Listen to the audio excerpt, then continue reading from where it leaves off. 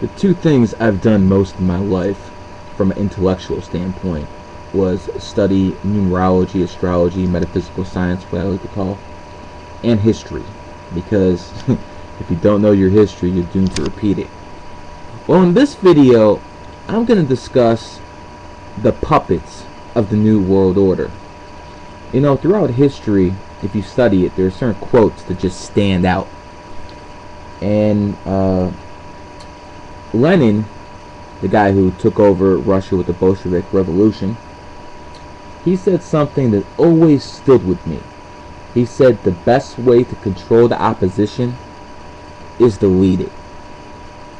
In this video, I'm going to show you what the controlled opposition and what the puppets in power right now all have in common. And you better believe it, number 11 is all over it. Let's start like this. When I was a kid, when people talked about the New World Order, I basically thought they were talking about this.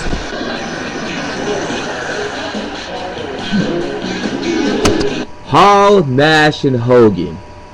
The World Wrestling Federation, WCW, whatever the hell it was, the New World Order. It's amazing how they basically desensitized people to what was coming, basically, in a Hollywood scripted wrestling. They did it.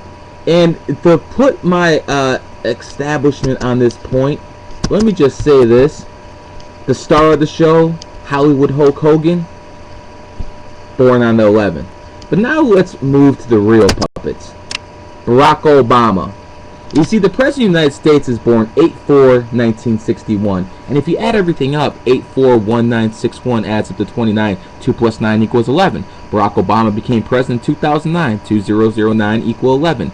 Barack Obama's wife, Michelle Obama, is an 11. One of his daughters is an 11. And yes, he wears shoe size 11.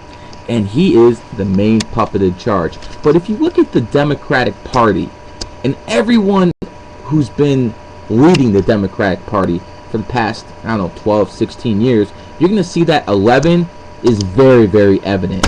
Now, the last socialist president scum we had, like Obama, is, you're looking at him right now, Slick Willie. And Slick Willie is born 8/19/1946. Do the math with me, folks.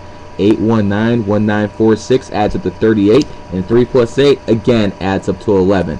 Now, when George Bush was president, who was an 11, he was a 33, and I'll make another video about him at some point. The guy who was running against Bush in 2004, John Kerry. Oh, well, what do you know? He's born December 11th. Starting to see a pattern here, folks. But it's not just the Democrats. Let's look at the Republican ticket. In 2008, John McCain. He is born on the 29th. 2 plus 9 equals 11. And Sarah Palin, his running mate, yeah, there he is. Kind of sexy, ain't she? But guess what? She's also born on the 11th. And Barack Obama's main opposition since he's became president, since we know it's not the Republican scumbags, it's been Rush Limbaugh. And Rush Limbaugh, you guessed it, he is an 11 life path. It's amazing how this all works. Rush Limbaugh born 1/12/1951. Do the math. It's going to add up to a 29, and 2 plus 9 again adds up to an 11. But see, I also said I was going to talk about the controlled opposition. And now let's talk about the controlled opposition. But before we get to that, let's look at another puppet in the White House right now, Joe Biden. And Joe Biden is born on the 20th. And then, as I've told people, anything that happens on the 11th, 20th, 29th, that is an 11. Now to the controlled opposition. Yeah, there's a guy who's talking a lot of good stuff about the Federal Reserve and how it has to go and all this other stuff. His name is Ron Paul. Ron Paul is born on the 20th. Now, there's another guy who supports Ron Paul, and this guy named Alex Jones. Let's hear a little bit of what Alex Jones has to say. Went from second to first place in Iowa. He went from third place to first place in New Hampshire.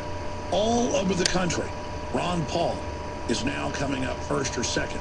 He is the front runner, and he's the only one who isn't a carbon taxing, open border promoting, Obama socialist healthcare loving globalist. like Mitt Romney, Newt Gingrich, and others. Or for that matter, Rick Perry.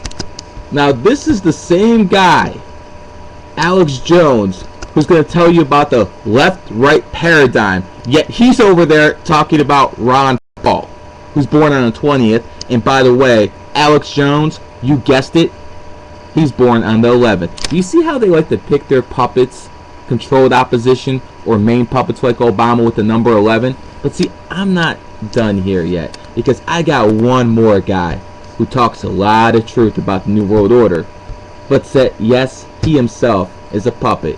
The Honorable Minister Louis Farrakhan. I want you to listen what Farrakhan says, because he's going to tell you more truth than others. That at 1912, when Woodrow Wilson was elected,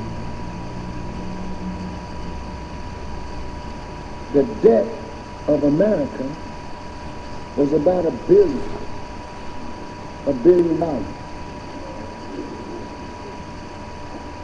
When Woodrow Wilson left office in 1920, the debt had risen 800 times what it was when he came into office. How did that happen? Now you say, well, how does this impact on you in 1995? Old video. A few more minutes. Listen to the sly dude. He breaks it down good. Look, brothers and sisters, in 1912, Woodrow Wilson was elected. 1913, IRS is established. Why was the Internal Revenue established? Listen. Because those who took control of the money knew that they were going to increase the debt of the country. Listen. And they had to have a way to recoup the debt. So the revenue was supposed to be a graduated income tax. This is the way it was put before Congress. Which, by the way, a graduated income tax is the second plank in the Communist Manifesto by Karl Marx. Now, why does Louis Farrakhan have to tell us this? I'll get to that in a second. And when you hear the Republicans talking about taking back government and giving it back to the people, it's because the government was moving the country on a socialist trend. On a socialist agenda, all the way back to the formation of the Federal Reserve. Let me tell you something, folks. All these folks that preach free market capitalism, how the hell can you have free market capitalism with a central bank? You freaking morons. You've been played from the start. But getting back to what I was talking about, controlled opposition, you have to understand the New World Order understands the real puppets, the ones above the Rothschilds, the ones you will never hear of. They understand how the game works, and they understand that if pendulum swings too hard one way, it's going to hurt it. Swing just as hard the next. They would rather have a few people out there to talk bad about them, so all the people who feel the same way can be around them and like donate money to Ron Paul or Louis Farrakhan. And now they know who you are, but at least they control the opposition, because Louis Farrakhan was nothing before Elijah Muhammad found him. This guy is the one who killed Malcolm X. They are all part of the Illuminati. From this puppet scum, Barack Obama, to the guy who talks bad about him, Alex Jones, to Rush Limbaugh, they're all 11s. They're all playing their parts. They were all chosen. You know, if some people don't get this, they never will. But as always, I'm going to leave you with this. Remember, the strong take from the weak.